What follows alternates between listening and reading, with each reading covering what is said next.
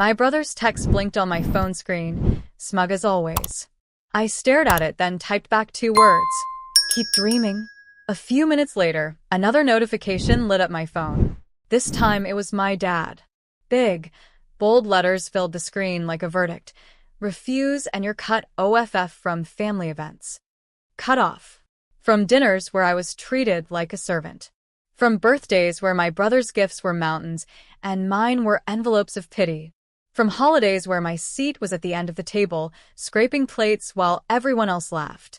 I sat there in the dim light of my apartment, their words echoing like a dare. My brother, entitled and reckless. My father, wielding threats like weapons. Both of them convinced that family loyalty meant blind obedience. But they had forgotten something. My name is Natalie Grant. I'm 27 years old. And if you think you know how this ends, stay tuned. What happens when the family that thinks they can buy your silence learns that you're the one holding the receipts? I didn't reply. Not to my brother's demands, not to my father's ultimatum. Instead, I picked up the phone and dialed a number I had been holding onto for months.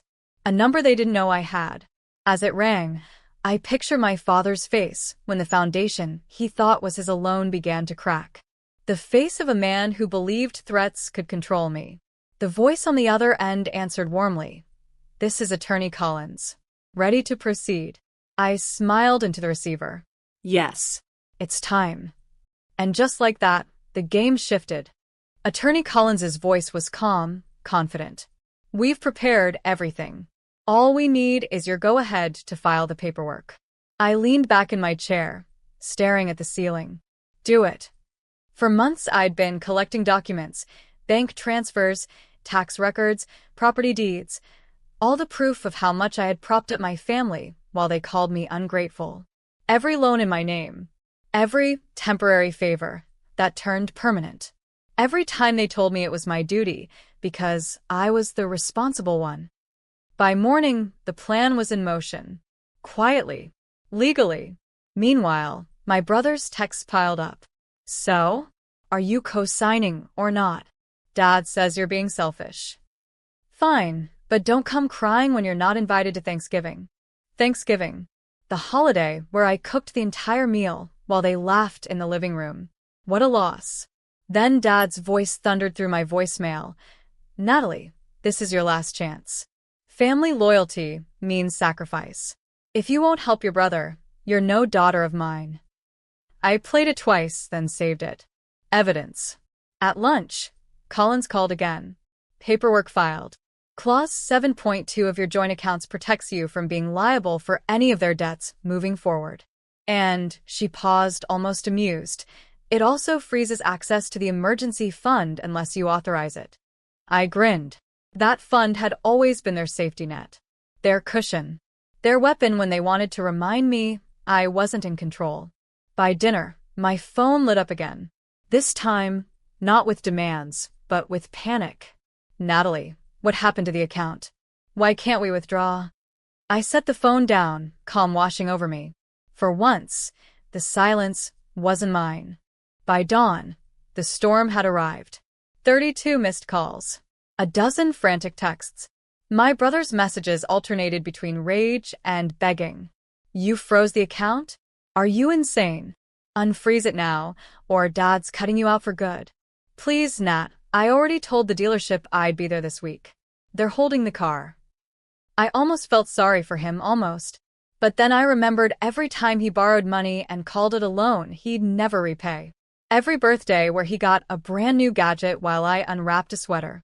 Every smug grin when Dad called him the future of the family. Now the future looked a little shaky.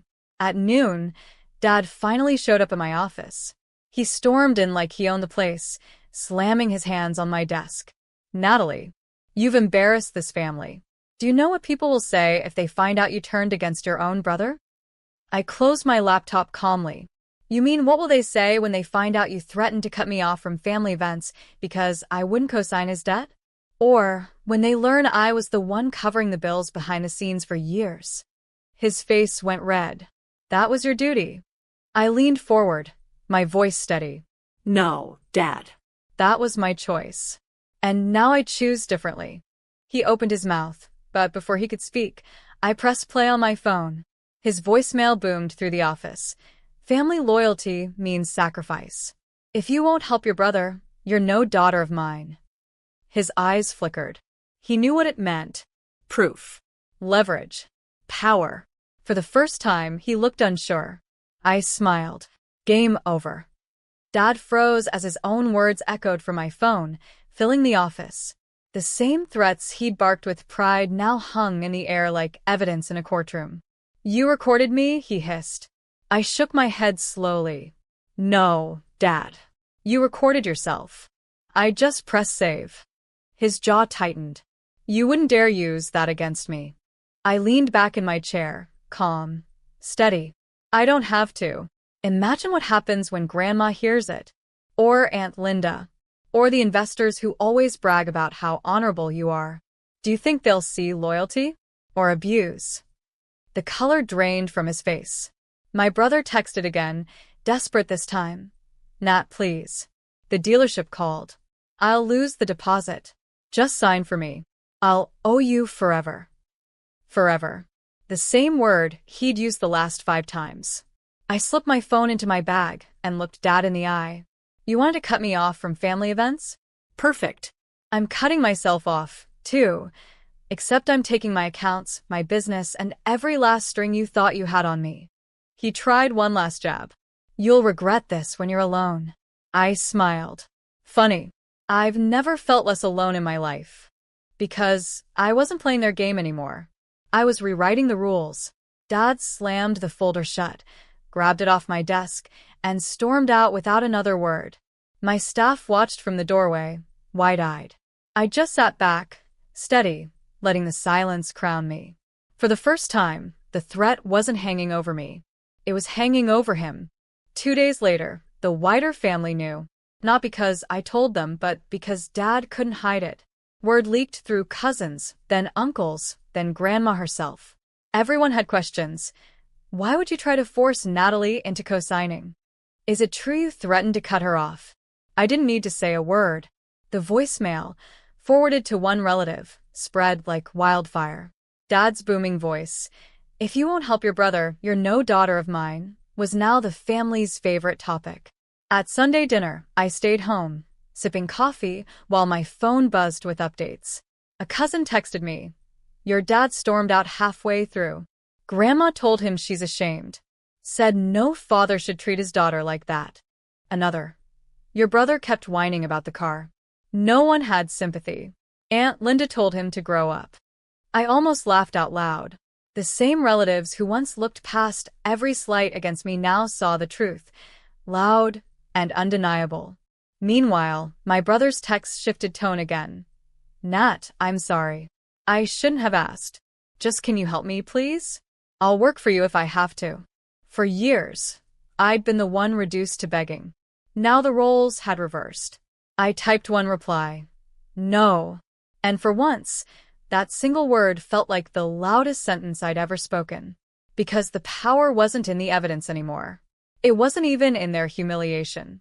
It was in finally saying no and meaning it. By midweek, the silence from Dad was deafening. No calls, no emails, no bold demands in all caps. For a man who had spent his life barking orders, the quiet was the clearest sign of defeat. But my brother? He couldn't stop. Nat, I'll pay you back. Just this once. The dealer said they'll blacklist me if I don't follow through. Please, Dad won't help. I need you. Each text was a reminder of the role they had tried to lock me into, provider, fixer, servant. And with every vibration of my phone, my resolve hardened. That night, Attorney Collins called again. Everything's finalized. They can't touch your accounts, and the joint fund is permanently frozen. You're in the clear. I thanked her, a weight lifting from my chest that I hadn't even realized I was still carrying. For the first time in years, I wasn't waiting for the next crisis to land in my lap. I was free. To celebrate, I drove out to a dealership, not for my brother's car, but for mine. The one I'd been putting off because family emergencies always came first. When I slid behind the wheel of a gleaming midnight blue sedan, the salesman asked, "Would you like to finance or buy outright?" "Outright," I said, handing over my card. The refund from the frozen account made it easier than ever. Driving home, the city lights reflected off the hood, and I realized something powerful. I hadn't just cut them off. I had stepped into my own life fully. They had tried to make me feel powerless. Instead, I had proven I was unstoppable. And their silence was proof they knew it. The face-to-face came sooner than I expected. Saturday morning, a knock rattled my apartment door. When I opened it, Dad stood there, shoulders heavy, my brother hovering just behind him like a guilty shadow. "Natalie," Dad began, his voice low, not booming this time. "We need to talk." I crossed my arms. "Funny, last time you wanted to talk." It came in all caps. He winced, glancing at my brother. "We overreacted. Your brother made mistakes, but he's young. We just thought." I cut him off. "You thought I'd roll over. You thought I'd sign my name, ruin my credit, carry his debts, and call it loyalty. That's not family. That's exploitation."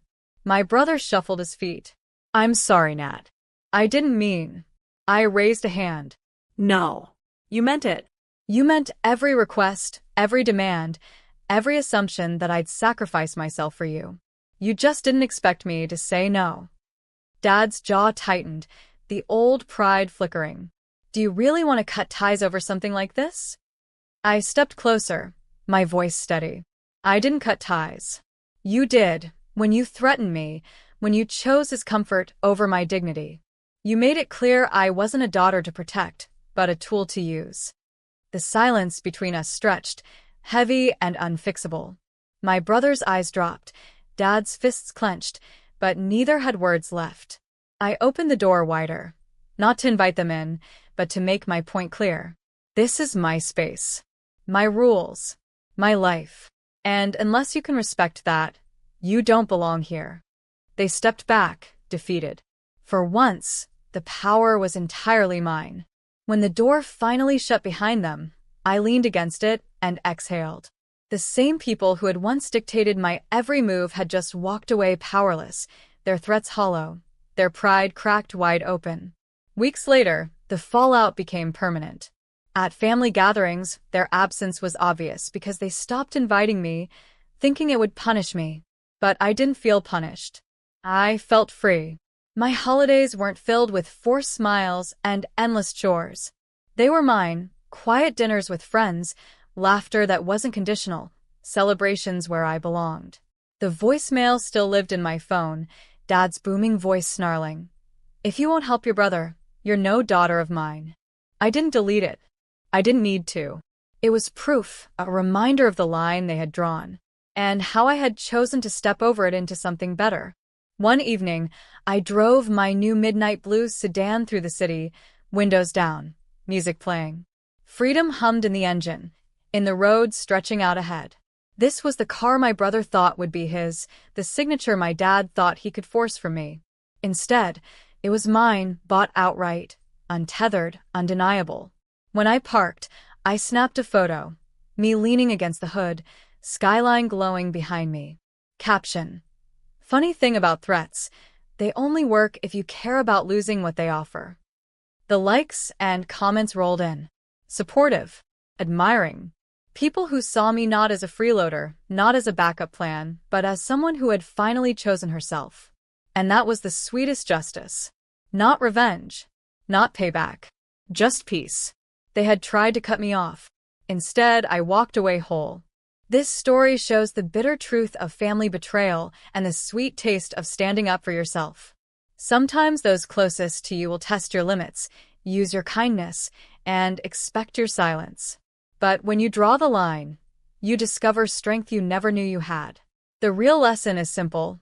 Loyalty is not slavery, and family doesn't mean blind sacrifice. It means respect. Without respect, there is no bond worth keeping. Monetization safe, YouTube friendly, and built to keep viewers hooked, this script carries raw emotion, poetic justice, and a satisfying closure that resonates with millions who've been overlooked or used by the people they trusted most.